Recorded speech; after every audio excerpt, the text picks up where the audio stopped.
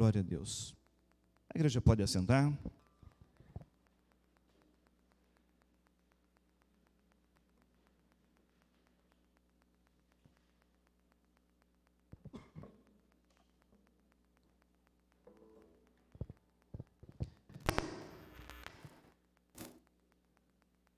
Esse não fui eu. Esse é o dono da arte aqui.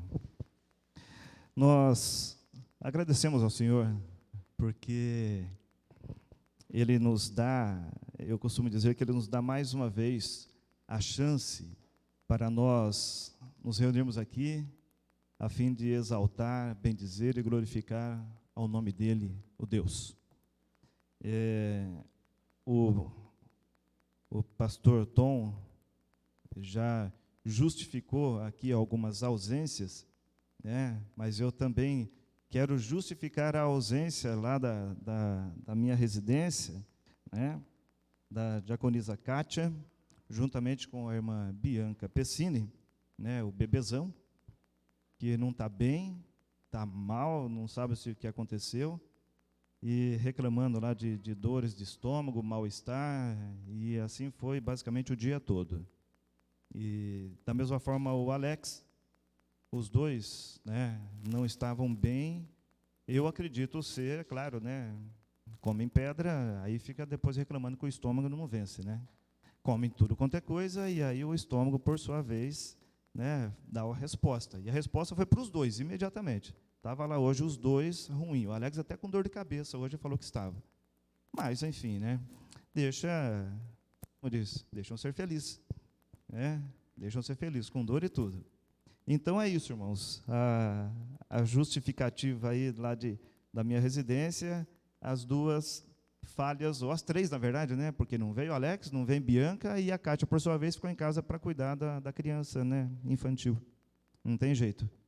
Ainda não sabe se cuidar sozinho, né? Então, vocês que, porventura, têm só 21 anos, peça para sua mamãe cuidar de vocês. Tá? Se você só tem 21 anos, vocês vão ter que pedir para a mamãe ficar junto com vocês quando vocês ficarem doentes, tá bom? Se vocês tiverem só 21 anos, prestem atenção, fala com a mamãe de vocês. O papai pode sair para trabalhar, para vir para a igreja, mas a mamãe não, a mamãe tem que ficar com vocês. Então, criançadinha de 21 anos, juízo e cuidado, né? Os menores disso não tem problema, né? E os acima disso também não tem problema, tá bom?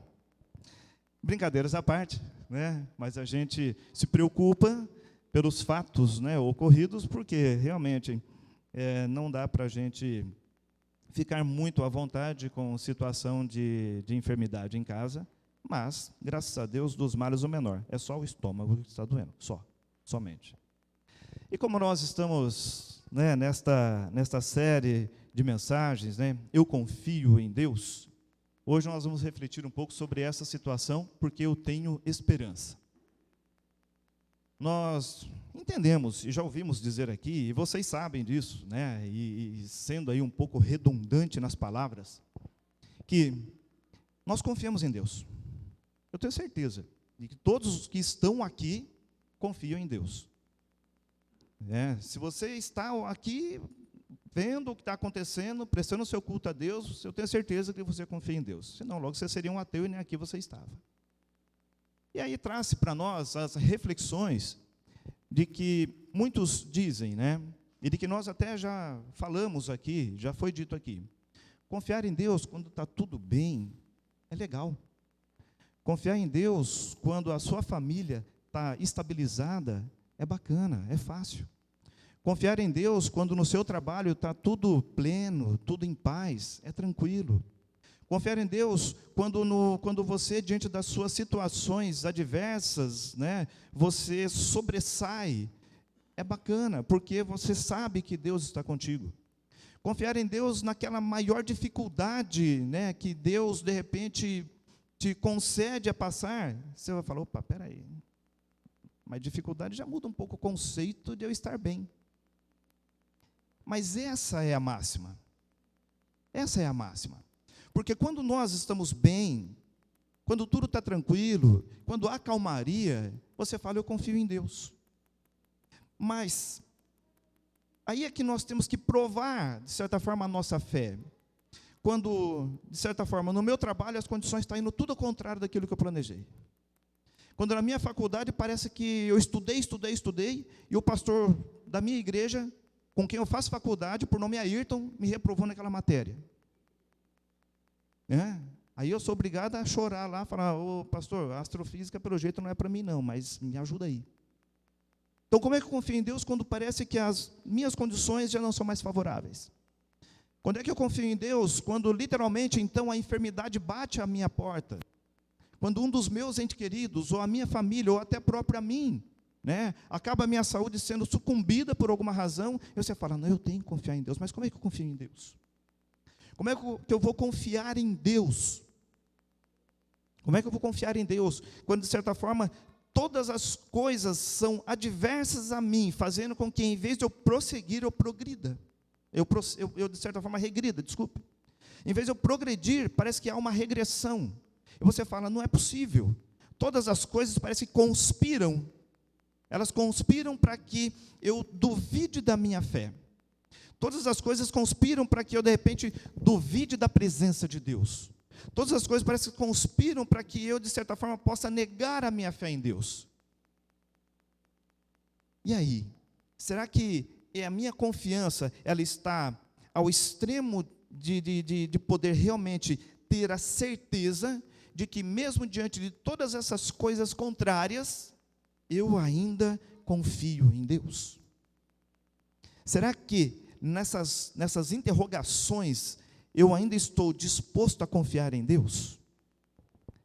Nós acabamos de louvar, nós acabamos de cantar, eu te louvarei, não importam as circunstâncias, adorarei somente a ti, Jesus. É uma declaração muito forte, mas fundamentada, de que não importa as situações que eu viver, não importa o caminho, de certa forma, que eu, de repente, escolhi para mim, não importa, de certa forma, aquilo que vão falar de mim, eu escolhi fazer a vontade de Deus. Eu escolhi estar na presença de Deus. Eu escolhi confiar em Deus. Eu escolhi ter a minha esperança fundada e fundamentada em Deus exclusivamente. Por que razão? Porque a fé que parte de mim tem que ser uma fé verdadeira, real e absoluta. A fé que parte de mim tem que ser uma fé genuína. Tem que ser uma fé que, de certa forma, eu expresso a verdadeira luz de Deus que está sobre mim, para que ilumine os meus caminhos e eu possa caminhar seguro. E aí, quando eu tenho, então, a esperança de que Deus, Ele está ao meu lado e ao meu redor, e de que todas as coisas contrárias e adversas, Ele, Deus, vai fazer a transformação, a mudança, para que eu possa continuar confiando, para que eu possa continuar crendo, para que eu possa continuar acreditando e tendo essa esperança. E o Salmo 84, como estava falando o pastor, ele traz para nós esse misto de confiança, de esperança em Deus e de alegria de poder estar na presença de Deus no seu templo. Eu sempre digo, quando tem oportunidade aqui, de falar que é sempre uma honra, é sempre um prazer a gente estar na casa de Deus. E hoje nada mais justo do que falar desse salmo que concretiza, de certa forma, a minha fala. Estou aqui, e aí? O que tem a ver? Porque é um prazer, é uma satisfação quando a gente se reúne na presença de Deus no seu santo templo. E o salmista, ele traz para nós, no Salmo 84, nos seus primeiros versículos, ele vai dizer exatamente essas palavras: como é agradável o lugar da tua habitação, Senhor dos exércitos. A minha alma anela e até desfalece pelos átrios do Senhor. O meu coração e meu corpo cantam de alegria ao Deus vivo. Veja então que o salmista, ele traz ali uma reflexão sobre a presença de Deus no seu templo e pela magnificência do templo de Deus, pelo que é o templo de Deus. Então o salmista ele traz para nós essa situação de que aqui é o lugar onde Deus está. E ele fala da gratidão, ele fala da bondade, ele fala da beleza, ele fala de tudo o que acontece aqui dentro da casa de Deus. E ele expressa essa situação e ele declara que o Senhor dos Exércitos, a tua habitação é magnífica. Eu abro um parênteses aqui, por que razão, irmãos? Porque às vezes nós diante de alguma situação, dizendo contrária, embora eu falei que nós temos que confiar em Deus mesmo nas situações contrárias, mesmo às vezes, muitas vezes, a gente não acreditando no que está acontecendo conosco, e ontem, salvo engano, foi ontem mesmo, que o pastor Beto dizia que qualquer coisa contrária que acontece, a primeira culpa é de Deus, o primeiro culpado é Deus. E aí você, para se justificar de que o culpado é Deus, ou aquele que acha, né, que o culpado é Deus, a primeira coisa que ele faz é deixar de vir à igreja. A primeira coisa que ele faz, não vou na igreja. Não vou na igreja porque não estou afim. É lógico que isso parte, muitas vezes, né, de uma fraqueza ou de uma frieza espiritual. Se eu falar que já não senti isso, eu vou estar mentindo. Se eu falar que isso nunca me aconteceu. Não, irmãos, isso já me aconteceu. E confesso para os irmãos que chegou o momento de ir para o culto, você olhar e falar, tem que ir no culto? Sabe, aquele momento tão triste da vida, aquele momento tão ruim que você sente, aquele momento tão desesperançoso que você olha e você fala, não tenho satisfação, não tenho força, não quero, não estou afim. Eu confesso que eu já tive isso. Mas, ao mesmo tempo em que eu confesso que já tive isso, eu tive que me esforçar. E olha a palavra, irmãos. Eu tive que me esforçar para sair de casa para vir à igreja. Você fala, nossa, que situação. Nunca esperava isso do irmão Marcos. Pois é. Mas por que razão? Porque nós temos as nossas dificuldades, nós temos os nossos dilemas, nós temos as nossas lutas, que muitas vezes, o confiar em Deus, você joga em segundo plano. E aí é que está o problema, jogar a sua confiança em Deus no segundo plano. Quando nós temos que fazer o inverso, nós temos que deixar que Deus, Ele seja o primeiro. Como nós ouvimos ontem, que Deus ele tem que ocupar o topo de todas as coisas. Deus ele tem que estar no centro de todas as coisas. Deus ele tem que estar no centro da sua atenção. Deus ele tem que estar ocupando o primeiro lugar do seu coração. Ele tem que estar ocupando o primeiro lugar da sua mente. Deus ele tem que estar ocupando o primeiro lugar em tudo em você. Por uma única razão, porque Ele não é o segundo. Deus ele não é o segundo. Deus ele é o primeiro. Deus ele é o alfa. É o primeiro. Aí você vai falar, mas Ele também é ômega. Sim, porque Ele dá a palavra final. Então, quando nós confiamos em Deus, por mais que seja, as dificuldades e lutas são tremendas, ao ponto de você dizer, não tenho força para sair de casa, mas eu tenho que ter a esperança em Deus, de que Ele vai me animar, de que Ele vai me reavivar, de que Ele vai me restaurar, de que Ele vai fazer com que a minha vida haja uma mudança de mente, uma mudança de comportamento, para que eu sinta novamente o desejo de estar na casa de Deus, que o salmista ele fala dessa forma para nós logo mais. E quando nós olhamos aqui, nessa leitura feita, né, que é quando ele fala, olha, a minha alma ela anseia, ela até desfalece, ela se cansa, de desejo de poder estar nos átrios do Senhor, de estar na casa de Deus. Veja que o salmista, ele não coloca uma palavra de certa forma diminuta para expressar a sua vontade, o seu desejo de estar na presença de Deus. Muito ao contrário, ele fala que a alma dele se sente até abatida por querer estar na presença de Deus, por querer estar no templo do Senhor. E como eu disse, que muitas vezes nós, por tão mínima coisa, por coisas ínfimas ou efêmeras, deixamos de vir à casa de Deus.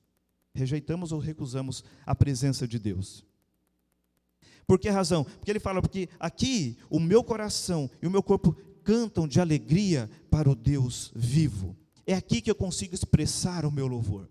É aqui que eu consigo dedicar o meu louvor a Deus. É aqui que eu consigo me inteirar e me interagir com os irmãos na presença de Deus, para poder juntos ofertar a Ele o louvor. E é tão bacana porque ele coloca uma expressão aqui, muito legal, que ele fala que o pardal achou um lar, e a andorinha achou para si abrigo para os seus filhotes, um lugar no teu altar, Senhor dos exércitos, Rei meu e Deus meu. Tanto era a vontade, o desejo dele de poder estar na presença de Deus, que ele traz aqui menção de dois, eu falo assim, não é insignificante, mas veja, quem valoriza um pardal? Quem que valoriza um pardal? Qualquer canto que você vai, você vê um pardal. As andorinhas, com todo respeito, eu acho bonito, eu acho lindo a andorinha, mas quem que valoriza uma andorinha? Eu acho bonito o pardal. Agora eu vou abrir um parênteses, a Cátia não está aqui.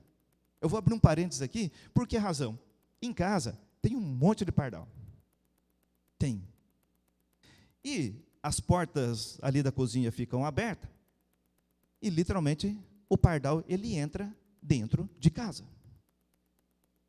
Ele sobe na pia. E se tiver alguma coisa lá, ele fica bicando. E aí a Cátia não gosta por uma razão, porque o pardal não é educado. O pardal não sendo educado, ele vai defecar no chão, e a Cátia não gosta. E a Cátia fica brava com o pardal, porque o pardal defeca no chão. Né? Então a Cátia vai lá e toca o pardal.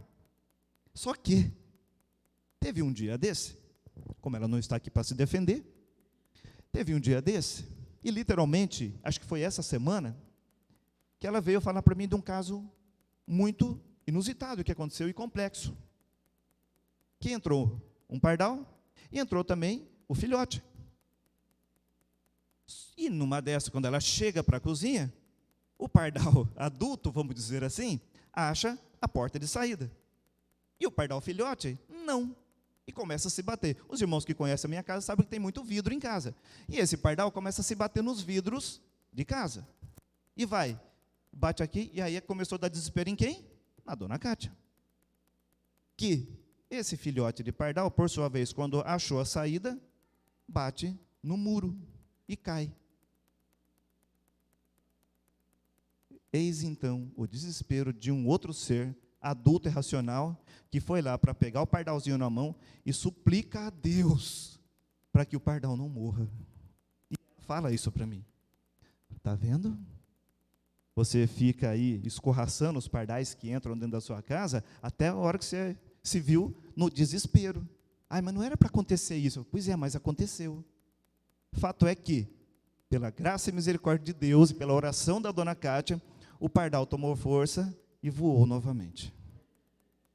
Como ela não está aqui para se defender, depois vocês contam para ela. Mas veja que o salmista lhe traz aqui essa situação de que o pardal e a andorinha, eles acharam refúgio na casa de Deus. Eles acharam aqui uma certeza de que está aqui, nada iria acontecer com eles. O pardal e a andorinha, se nós olharmos, como eu disse para você, duas aves que não são valorizadas, elas não têm, de certa forma, nenhum valor financeiro, porque não é aquela ave, de certa forma, que os outros olham e desejam, porque são aves comuns. Mas o salmista achou por bem falar que o pardal e a andorinha, eles acharam um ninho nos átrios do Senhor. A segurança que eles tiveram em estar aqui, essa é perfeita, porque se até o pardal e a andorinha achou refúgio na casa de Deus, quem dera nós, se racionais que somos, entendermos de que se na presença de Deus, se nos átrios de Deus, se na casa de Deus nós estivermos, há uma esperança infinita para nós. Ele almeja tanto dessa forma, porque ele diz o seguinte no versículo 4, quão felizes ou bem-aventurados, algumas expressões, né? Os que habitam na sua casa, por que razão? Porque eles louvam-se sem cessar. E aqui ele faz menção aos levitas da casa de Deus, aos levitas que estavam na casa de Deus e podem ter essa oportunidade, dia e noite, de poder estar na presença de Deus, na casa de Deus e louvando ao Senhor. O salmista, ele faz essa situação de almejo para poder o quê? Se identificar, para que os outros entendam de que ele, embora não tendo essa chance de estar ali naquele momento, nessas razões ou nessa circunstância, mas ele almeja estar na casa de Deus. ele tem uma vontade de estar na casa de Deus, ele tem o prazer de estar na casa de Deus, ele tem uma satisfação infinita de estar na casa de Deus. E isso traz para nós o momento de podermos entendermos e compreendermos que nós, como servos de Deus, temos que partir desse mesmo princípio, de ter o desejo, de almejarmos, de querermos, de nos dedicarmos para estar na casa de Deus, de fazer daqui a extensão da nossa casa, de fazer da casa de Deus a extensão do nosso lar, de fazer da casa de Deus a extensão para nós caminharmos seguro. E o salmista dizia isso. No versículo 5 em diante, ele vai dizer: quão felizes os que em ti encontram a força e na sua peregrinação de coração.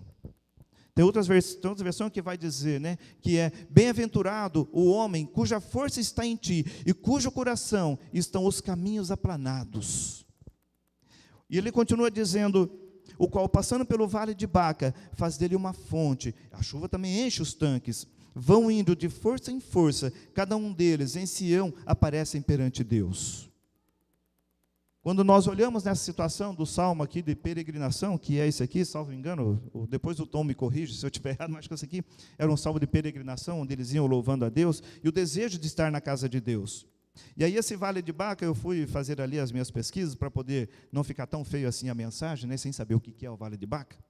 A própria Bíblia ele vai trazer, que significa árvores de bálsamo, mas ele vai dizer o seguinte, que a referência geográfica citada do Vale de Baca, ou Vale Árido, não é identificada em parte das Escrituras. Baca é um termo hebraico para árvore de bálsamo, e a seiva dessa árvore escorre lentamente, como lágrimas. O Vale de Baca é o nome dado a qualquer lugar difícil e doloroso da vida, onde não parece haver esperança alguma, onde nos sentimos desamparados e no poço do desespero.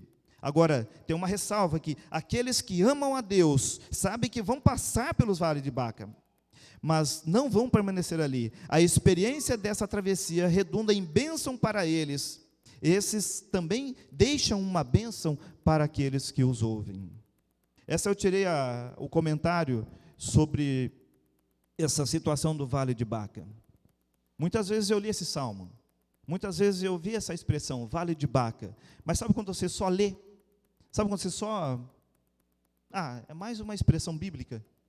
E aí quando você para analisar, que daí você vai fazer uma reflexão mais profunda da palavra de Deus, vai buscar entender o que é essa situação, aí você vai entender: puxa, então quer dizer que o Vale de Baca é o meu deserto.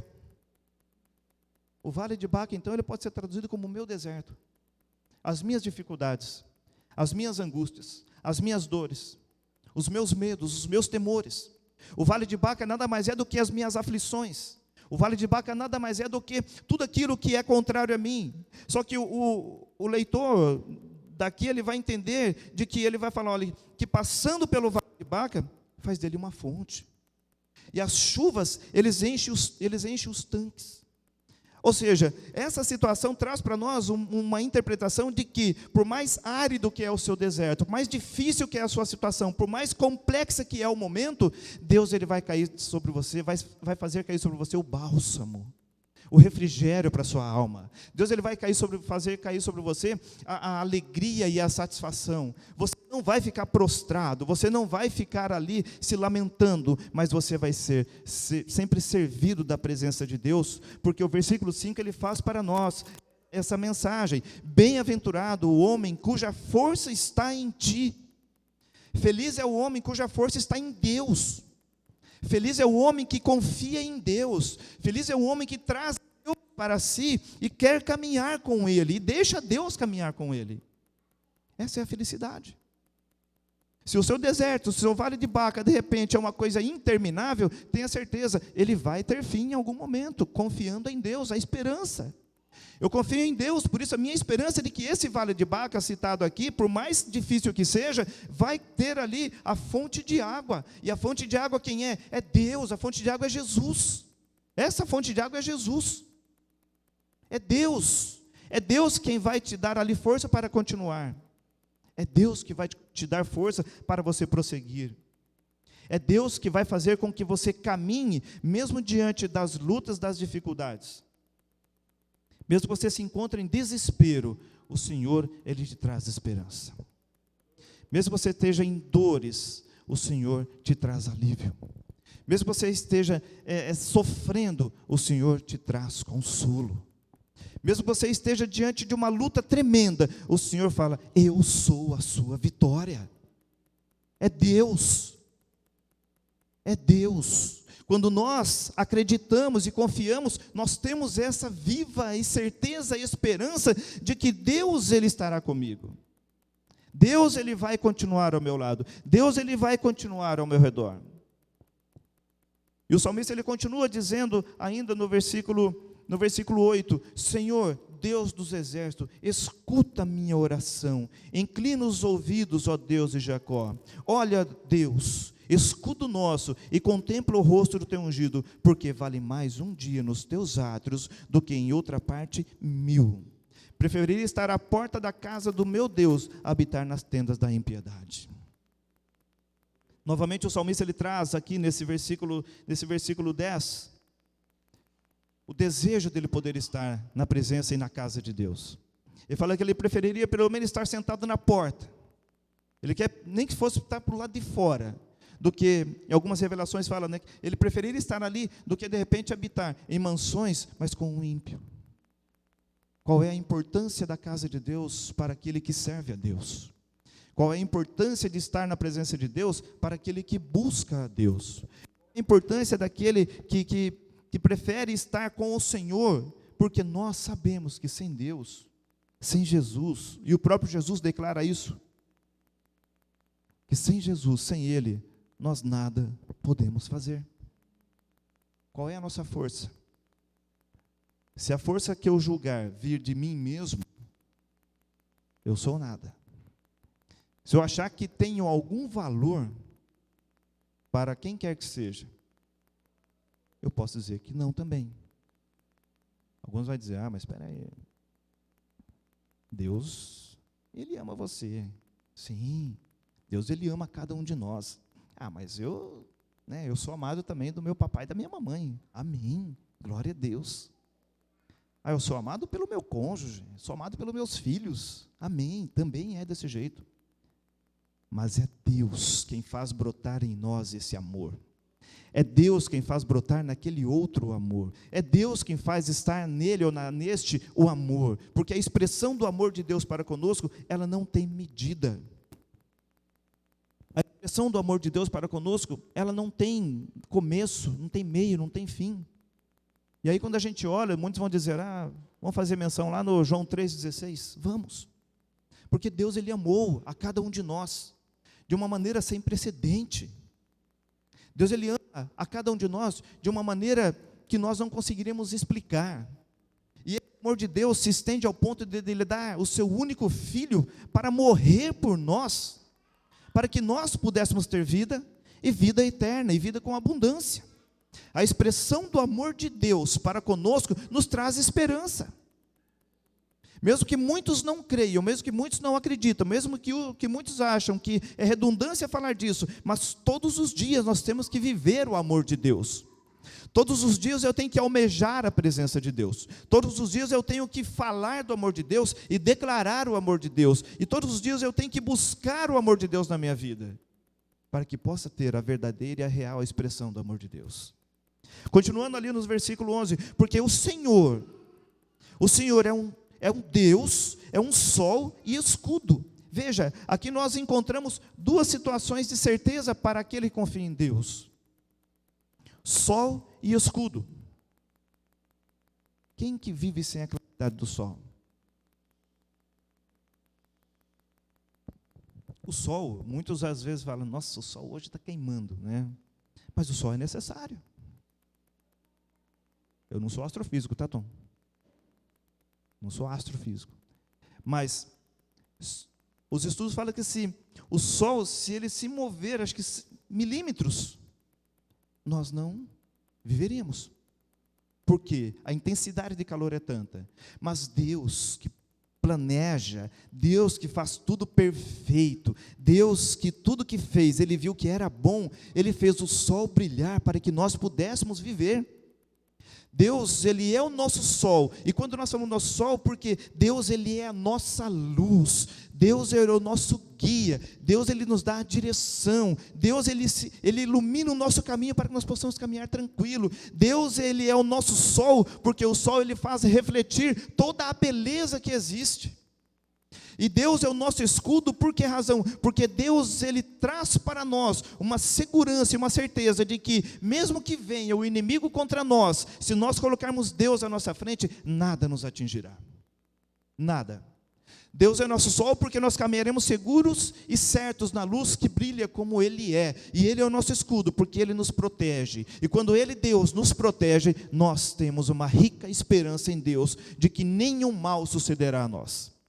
Quando nós confiamos em Deus, ao ponto de identificarmos que Deus é o nosso sol e o nosso escudo, automaticamente nós estamos dizendo: Deus, seja a minha luz, seja o meu caminho, seja Deus a guiar pelo teu caminho santo, Deus me proteja, Deus me guarda, Deus, Ele me dá o conforto, Deus, Ele me dá o consolo, Deus me dá a paz, porque Ele é o meu escudo.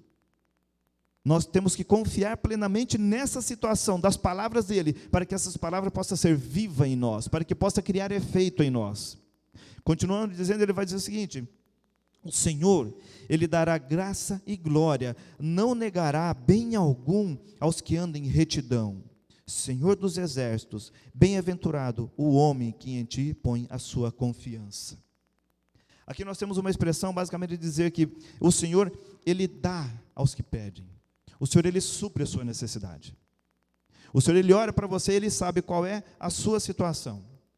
Muitas vezes vai dizer: puxa, eu já pedi a Deus tantas vezes, tantas coisas, ou tais coisas, ou determinadas coisas, e o Senhor não me ouviu. Aí nós vamos fazer uma ressalva, irmãos, de que Deus, Ele vai dar para você o que você precisa, não o que você quer. O próprio Jesus, Ele fala que nós pedimos a Deus e temos a certeza de que receberemos, porque temos que pedir em nome de Jesus. O próprio Jesus, Ele fala que nós, homens, em uma das suas palavras, Ele vai dizer que mesmo nós, sendo homens, sabemos dar boas coisas aos nossos filhos, quanto mais Deus vai dar coisas boas aos que o pedem. Mas para quem é? Para aqueles que são retos, para aqueles que são puros, para aqueles que servem a Deus, para aqueles que depositam em Deus a sua confiança. São para aqueles que sabem de que há um Deus no céu e que esse Deus no céu olha para você. São para aqueles que confiam em Deus e sabem de que Deus está ao seu lado, de que Deus é o seu sol e o seu escudo. São para esses que estão e se entregam a Deus, sabendo que a salvação vem de Deus, sabendo que todas as coisas vêm de Deus. Deus, Ele vai dar àquele que pede, sim, porque Deus é misericordioso. Deus, Ele vai dar sim aos que pedem, porque Deus, Ele sabe da sua necessidade. Ele vai dizer o seguinte, que o sol e o escudo significa também o esplendor da glória e da graça de Deus para nós. E as bênçãos que Deus dá para nós, ela serve para nós de benefício, ela serve para nós de graça, ela serve para nós de benevolência de Deus. Mas para quem? Para os que confiam em Deus. E ele termina dizendo: Senhor dos exércitos, bem-aventurado o homem que em ti põe a sua confiança. Senhor dos exércitos, como é feliz, como é alegre, como é satisfeito aquele que põe em ti a sua confiança. Senhor dos exércitos, como é alegre, como é feliz, como se sente bem aquele que deposita em Deus a sua esperança. Como é feliz. Eu termino essa reflexão dizendo para nós: não deixamos de confiar, não deixamos de buscar, não deixamos de orar, não deixamos de pedir, não deixamos de saber de que Deus, Ele é e sempre será o nosso refúgio. Não deixamos de crer e acreditar de que Deus, Ele é de uma bondade infinita que nós não temos palavra para expressar. E eu gostaria de ler, para finalizar, o Salmo 20.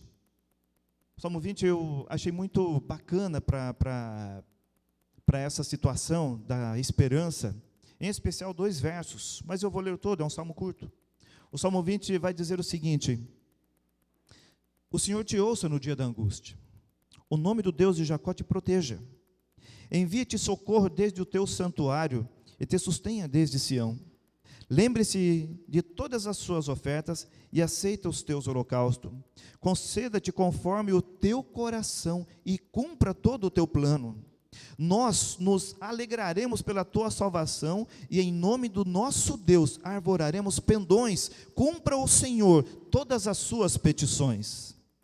Agora sei que o Senhor salva o seu ungido, Ele o ouvirá desde o seu santo céu, com a força salvadora da sua mão direita. Esses são os 2 versículos que eu trago para a máxima da nossa reflexão. Que uns confiam em carros e outros em cavalos, mas nós faremos menção do nome do Senhor, o nosso Deus. Uns encurvam-se e caem, mas nós nos levantamos e estamos em pé. Salva-nos, Senhor, ouça-nos quando nós clamarmos. É o Deus da nossa esperança, é o Deus da nossa salvação, é o Deus que faz nos refletir de que aquele que deposita a sua confiança nas coisas exteriores, nós confiamos em Deus.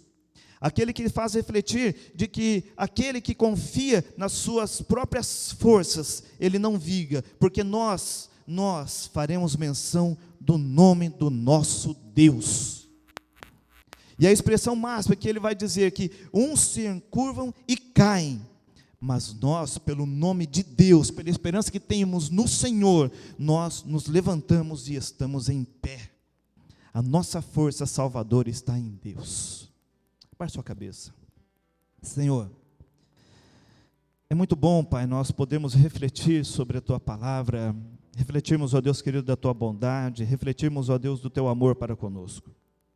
É muito bom, ó Deus querido, nós podemos compreender de que a Tua força salvadora está sobre nós, Pai.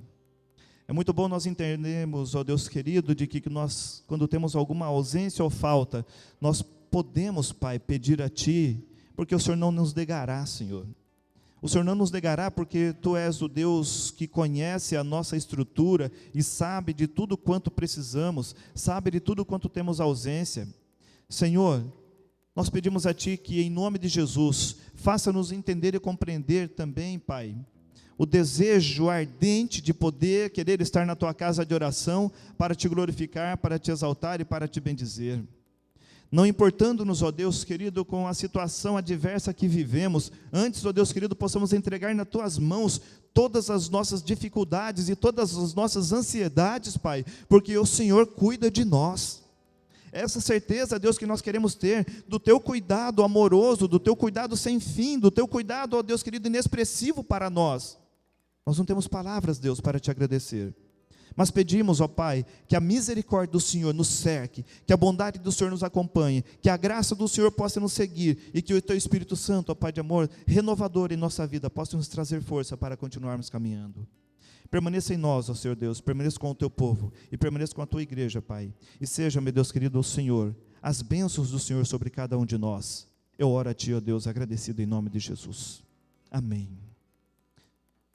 Pastor Ayrton.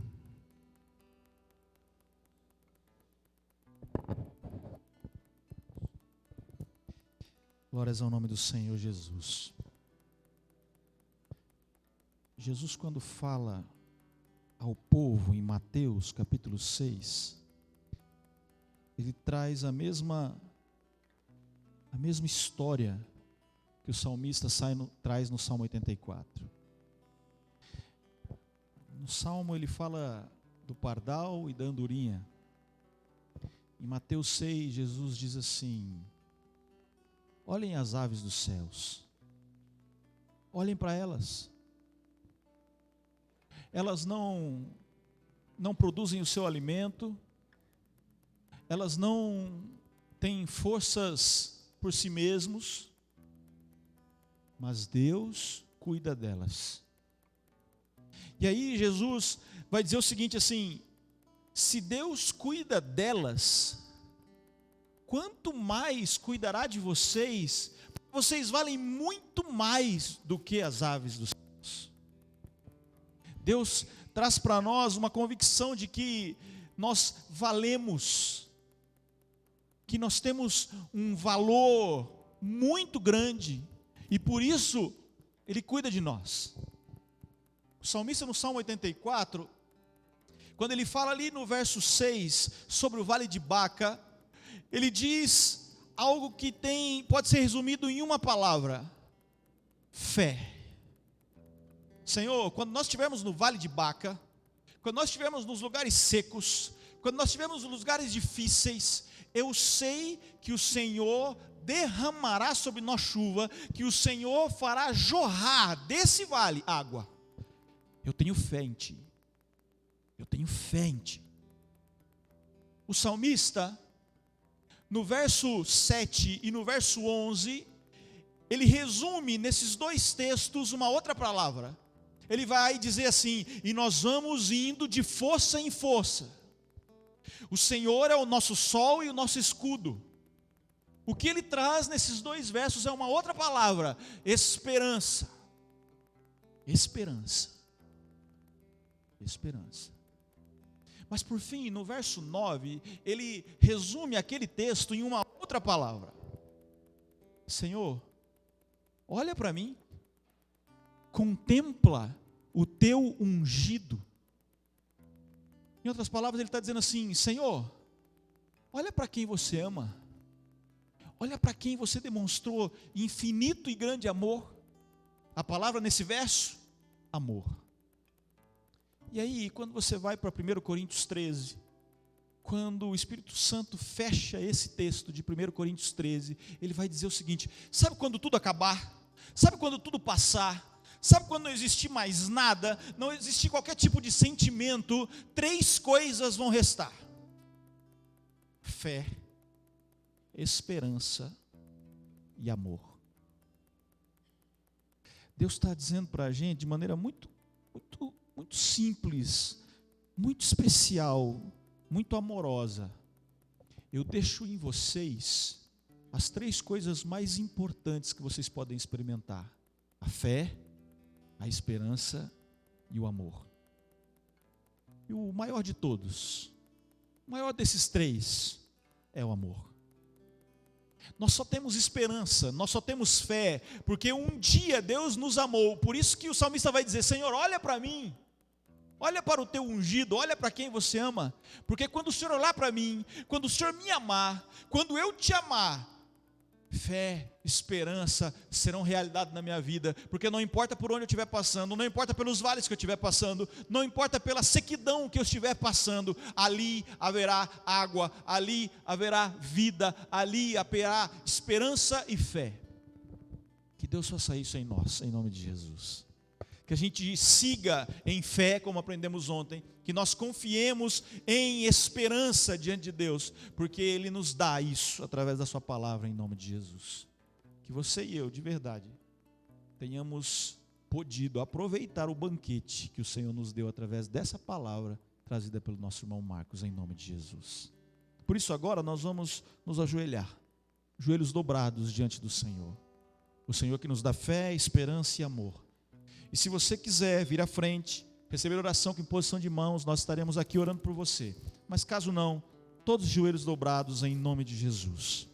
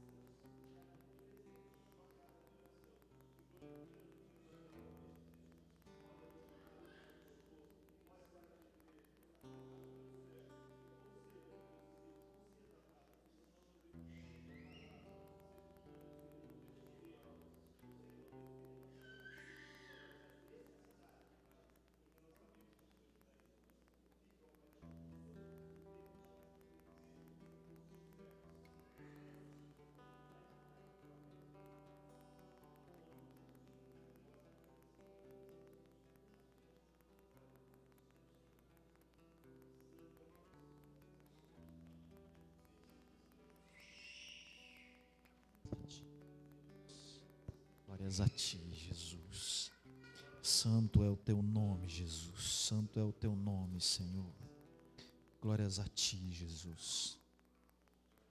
Deus, nós somos gratos a ti por tudo, Senhor.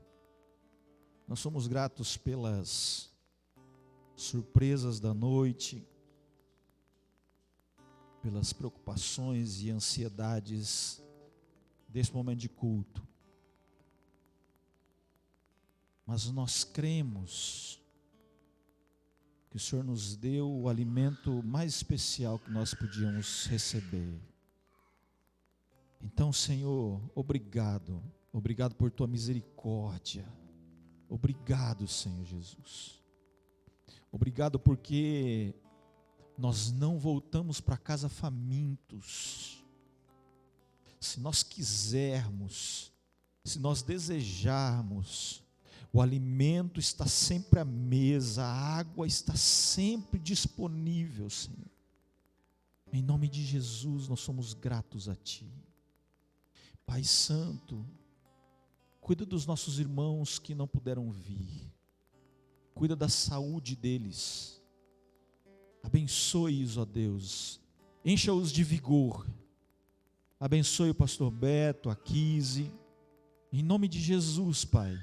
A todos aqueles que não vieram, que o Senhor alcance-os e que o Senhor os faça desejar o alimento que o Senhor pode dar, a água que só o Senhor pode oferecer. Faça isso com a tua igreja, Senhor. Faça isso conosco, Pai. Em nome de Jesus nós pedimos. Obrigado, Senhor, por todos os irmãos que estão aqui, pelas visitas. O Senhor sabe que particularmente o nosso coração se alegra pela presença da Lude aqui. Que o teu nome seja louvado e exaltado sempre, Senhor. E ao nos despedirmos, nós pedimos que o Senhor cuide de cada um dos nossos irmãos no seu trabalho essa semana, na escola, na universidade. Proteja-os, livra-os de todo mal, para que eles glorifiquem ao teu nome aonde estiverem, Jesus. Em nome de Jesus, Pai, cuida de nós, nós te pedimos. Nós nos despedimos dizendo que a graça do nosso Senhor e Salvador Jesus Cristo, o amor de Deus Pai Todo-Poderoso, a comunhão e consolação do Espírito Santo sejam com cada um de nós, agora e para sempre. Amém, Jesus. Amém, Jesus. Amém. Irmãos, que Deus abençoe vocês. Muito obrigado. Obrigado pela paciência. Desculpa pela brincadeira que a gente fez aqui. Mas Deus é incrivelmente bom. Cumprimentemos uns aos outros. Cumprimentem a diaconisa Ludmila, de Uberlândia, uma pessoa muito amada por nós.